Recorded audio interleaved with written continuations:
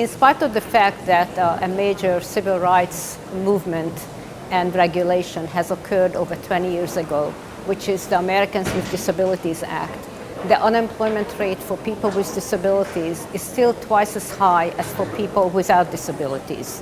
So one of the major issues is really increasing the labor force participation of qualified individuals with disabilities. I think that the biggest cliche that everybody is using is what measures get done. Without research and without significant data, it is difficult to convince companies that there is a significant gap between the employment of people with disabilities versus their non-disabled peers. And I think that communicating that research and indicating best practices and promising practices, how employers can then implement what their peers are doing to be successful, is going to impact on the employment rate of people with disabilities in the future.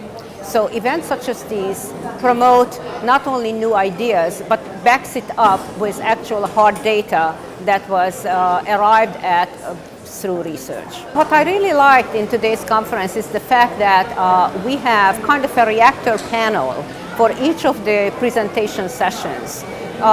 We are presenting, Cornell University that did the research, presenting the research findings. But then for each of the sessions, we have employers who are translating these research findings either into their own practices or looking at how they can implement the research findings in order to move the needle forward and improve the employment of people with disabilities. So I think that that combination of presentation of the research finding from our Cornell colleagues and then subsequently hearing from the employment community and how they relate to the research findings is a win-win.